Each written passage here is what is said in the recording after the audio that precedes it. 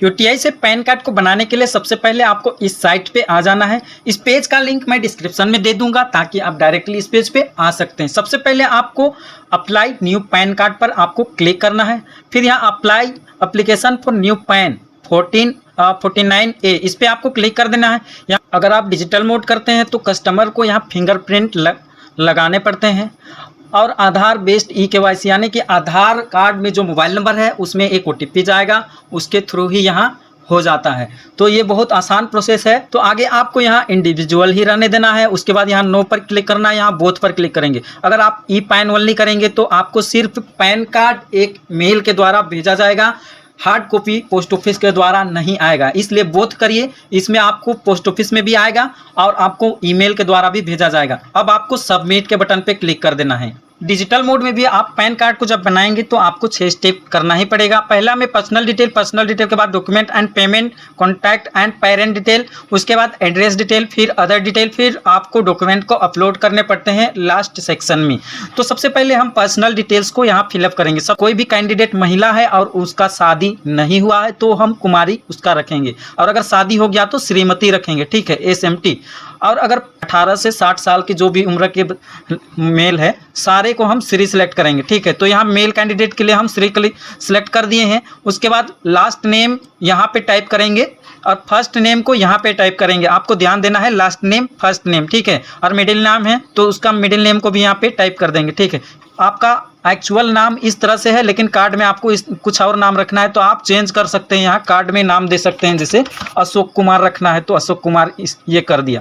तो चलिए इस कैंडिडेट को वही नाम रखना है जो इनका था, ठीक है। तो इनको यही रहने देते हैं। उसके बाद अगर आपको कोई अन्य नाम से जाना जाता है तो आपको यहाँ पे यस करना है। उसके बाद क्या नाम से आपको जाना जाता है उसका डिटेल आपको यहाँ पे फिलअप करना है। फर्स्ट नेम को यहाँ लिखेंगे, सेकंड नेम को यहाँ लिखेंगे। तो इस कैंडिडेट को दूसरे कोई नाम से नहीं जाना जाता, यहाँ नो रहने देते हैं। उसके बाद आगे यहाँ जेंडर को सिलेक्ट कर लेंगे। अगर लड़की है तो फीमेल सेलेक्ट करिए, लड़का है तो मेल सेलेक्ट करिए, ठीक है। उसके बाद डेट ऑफ बर्थ के सेक्शन में आप डेट ऑफ बर्थ को सिलेक्ट कर लेंगे।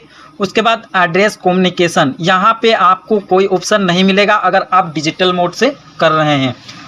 आपको सीधे नीचे आ जाना है एप्लीकेंट आधार डिटेल्स के सेक्शन में। उसके बाद यहाँ आधार नंबर कह रहा है तो यहाँ पे आपको आधार नंबर को लिख देना है, कैंडिडेट का जो भी आधार नंबर है। यहाँ पे आधार नंबर को फिलअप करने के बाद आपको कोई दूसरे जगह एक बार क्लिक कर देना। जैसे आप क्लिक करेंगे यहाँ एक पॉपअप खुल के आएगा। उसके बाद आपको इसमें भी वही आधार नंबर को टाइप कर देना है। उसके बाद आपको ओके कर देना है। इतना करने के बाद आपको यहाँ आगे इनरोलमेंट ID पूछा जा रहा है लेकिन आपको इसे फिलअप नहीं करना है, छोड़ दीजिए, कोई दिक्कत नहीं है। आगे आपको यहाँ नेम एज पर आधार, आपके आधार कार्ड में जिस तरह से नेम है उसी तरह से आप यहाँ पे टाइप कर देंगे। उसके बाद आपको नेक्स्ट स्टेप पे क्लिक कर देना है। अब आपको यहाँ कुछ नहीं करना है। डॉक्यूमेंट डिटेल के सेक्शन में आपको कुछ नहीं करना है, सीधे मेक पेमेंट पे क्लिक करना है। उसके बाद आगे इस तरह से रनिंग होने लगेगा। आपको यहाँ पासवर्ड पूछा जाएगा। अगर आप CSE BLE हैं तो यहाँ आपको पासवर्ड मिल गया है, उस पासवर्ड को आपको यहाँ टाइप कर देना है। उसके बाद यहाँ वैलिडेट पर क्लिक कर देना है। अब आपको वॉलेट पिन पूछेगा, वॉलेट पिन में भी आपको टाइप कर देना है। उसके बाद पे पर क्लिक कर देना है। तो आगे आपको इस तरह के जो पॉपअप आएगा इसको आपको ओके कर देना है। तो कॉन्टैक्ट डिटेल के सेक्शन में आपको telephone number and email ID को पूछा जा रहा है।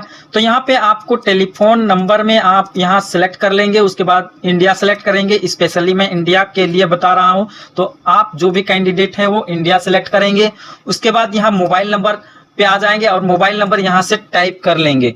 तो यहाँ पे आपको टेलीफोन की जगह मोबाइल नंबर पे क्लिक करना है। यहाँ आपको ईमेल को टाइप कर देना है। पेरेंट डिटेल के सेक्शन में आप आएंगे और यहाँ आपको नो कर देना है। उसके बाद यहाँ लास्ट नेम पेरेंट का दे देना है, पापा का यहाँ नाम दे दीजिए। अगर शादीशुदा भी महिला है तो भी आप पिता का ही नाम दीजिएगा क्योंकि यहाँ आपको पिता का ही नाम देना पड़ता है पैन कार्ड में। उसके बाद फर्स्ट नेम यहाँ लिखेंगे और लास्ट नेम यहाँ लिखेंगे, ठीक है। मिडिल नेम है तो मिडिल नेम को भी आप यहाँ लिख सकते हैं। उसके बाद मदर नेम में आपको छोड़ देना है, यहाँ मदर नेम बिल्कुल नहीं देना है। आगे आपको यहाँ आ जाना है और इस वाले सेक्शन में क्लिक करने के बाद फादर्स नेम को आप सिलेक्ट कर दीजिए। उसके बाद नेक्स्ट स्टेप पे आपको क्लिक करना है। जैसे आप नेक्स्ट स्टेप पे क्लिक करेंगे आपको यहाँ पॉपअप खुल के आएगा। अगर आप ई-KYC करने के लिए बायोमेट्रिक फिंगरप्रिंट के द्वारा करना चाहते हैं तो यहाँ इसको क्लिक करेंगे और अगर OTP के थ्रू करना चाहते हैं तो आप OTP पर क्लिक करेंगे। इतना करते ही आपको फिर यहाँ पे इस तरह से मैसेज आएगा। यहाँ आपको ओके कर देना है। ये कह रहा है कि आपके आधार आधार नंबर पर जो मोबाइल नंबर जुड़ा हुआ है उसमें एक ओटीपी भेजा जाएगा। तो ओके कर देना है। उसके बाद यहाँ आपको इस तरह से पॉपअप खुल के आएगा। आपके आधार पर जो मोबाइल नंबर जुड़ा हुआ है उसमें ओटीपी जाएगा, उसको आपको यहाँ पे टाइप कर देना है। ओटीपी आपको यहाँ पे डायल देना है। उसके बाद यहाँ चेक कर देना है, फिर सबमिट के बटन पे क्लिक करना है। अब इतना करते ही आपको कुछ इस तरह से नजर आएगा। यहाँ ऑटोमेटिकली आपके आधार पर जिस तरह से है उसी तरह से यहाँ पे ले लेगा। आपको यहाँ कुछ भी नहीं करना है। अगर चेंज करना चाहते हैं तो चेंज कर सकते हैं, लेकिन बेटर होगा कुछ मत करिए। उसके बाद ऑफिस एड्रेस में आपको कुछ नहीं करना है, यहाँ नीचे आ जाना है सीधे। उसके बाद यहाँ पे आपको सोर्स ऑफ इनकम डिटेल को फिलअप करना है, फिर आपको ओके पे क्लिक कर देना है। अगर आप छोटी मोटी कंपनी में भी काम करते हैं, आपको आपका पीएफ वगैरह भी कटता है, तो भी आप यहाँ पे नो इनकम कर सकते हैं, कोई दिक्कत नहीं है। अब आपको नेक्स्ट स्टेप पे क्लिक कर देना है।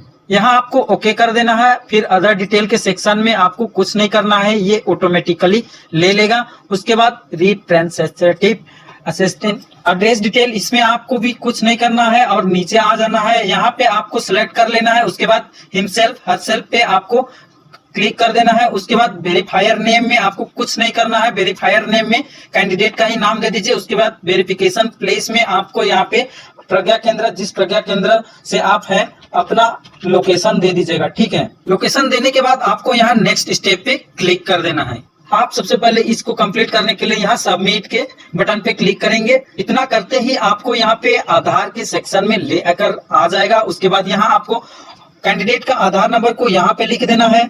उसके बाद यहाँ दो ऑप्शन है, तो आप इनमें से आधार नंबर को यहाँ सिलेक्ट करें और इनमें से आप आधार ओटीपी को सिलेक्ट करें। उसके बाद गेट ओटीपी को सिलेक्ट करेंगे।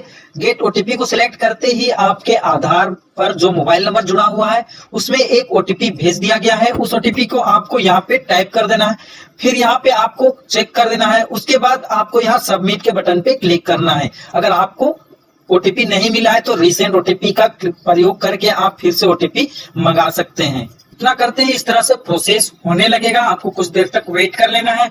उसके बाद आपको यहाँ पे इस तरह से आता है तो नेबर पे क्लिक कर सकते हैं। इस डॉक्यूमेंट को आपको डाउनलोड या प्रिंट कर लेनी है। डाउनलोड करने के बाद आपको प्रिंट आउट निकाल लेना है।